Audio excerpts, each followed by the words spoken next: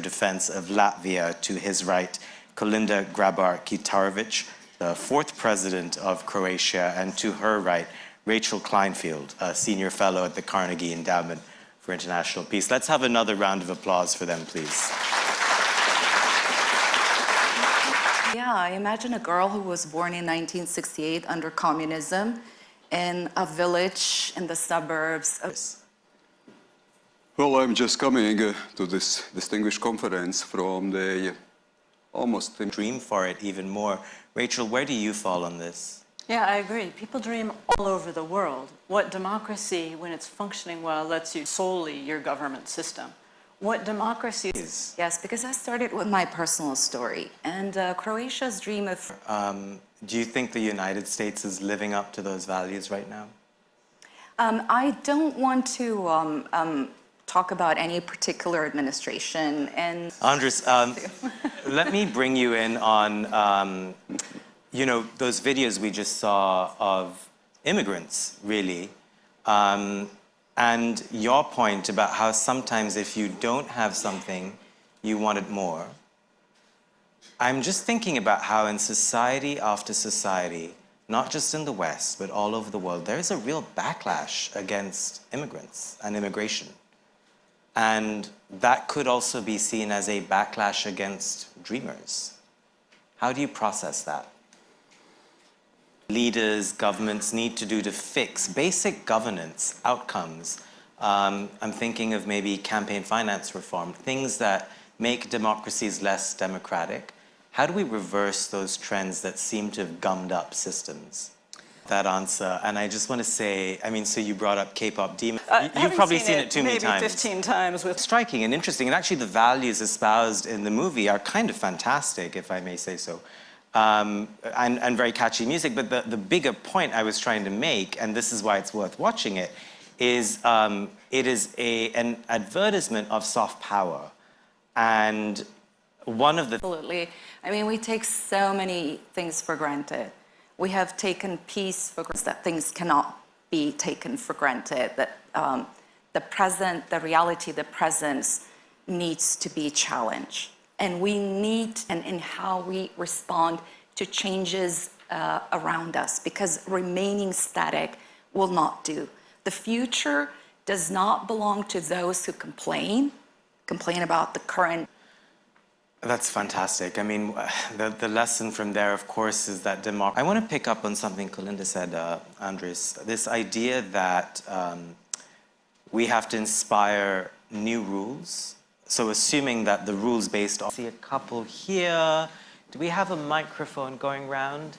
Okay, so maybe the gentleman there, and we could maybe take a couple at a time. So let's go first. Hello. Your name and your question. I'm Hanna, I lead the question. I'm going to just take one for now, because that's very meaty. Do you want to build on that question? You do. Okay. Let's get a microphone to you. And I say that mostly because I want to stay with that theme. It's good. Just very, very quickly. You also want to build on that? Okay. All right. Hi, Solange Marquez from Mexico.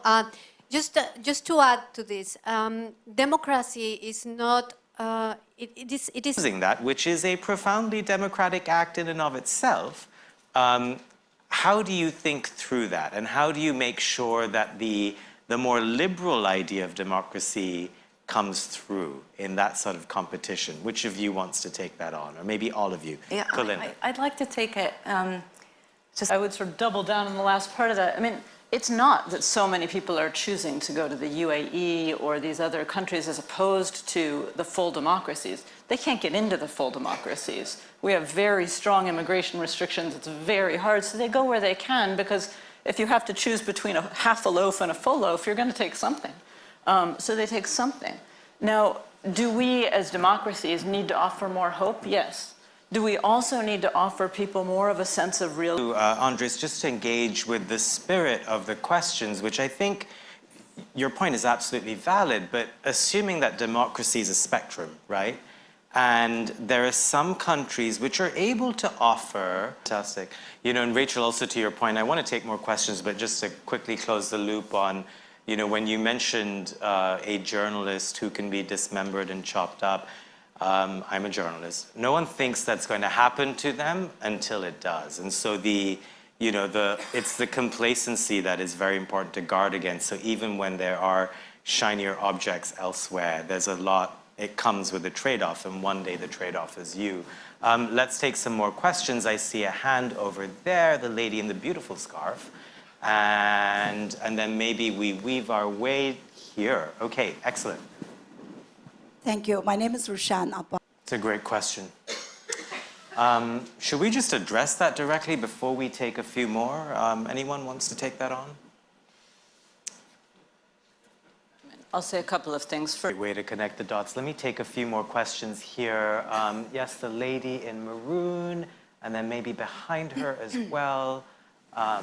Let's see if we can connect these questions. Hi, my name is Diana.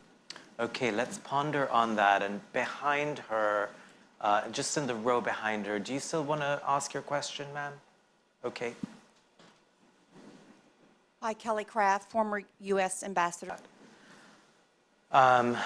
Okay, would you like to pick up on that, Kolinda? I mean, the importance of faith, and then also specifically Ukraine here. Yes, My daughter is 12, so You're up to date. I have some knowledge as well on this. But anyway, coming back to... I'm wondering if you can engage a little bit with Kelly's question about faith. And I just want to broaden this a little bit.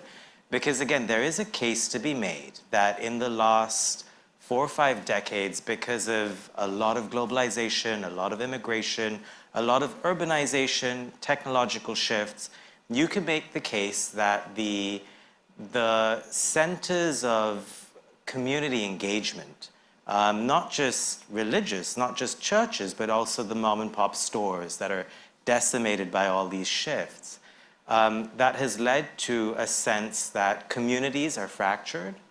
There's less trust in each other. There's less mending of differences. There's less debate and discussion. People are stuck on their phones. They're siloed more. Where do you think community and faith fits into these debates about dreaming and democracy? And if we admit that things have gone a little bit wrong, how do we fix that? I think it's a great question. It takes dreaming and it takes maintaining. Ladies and gentlemen, we're out.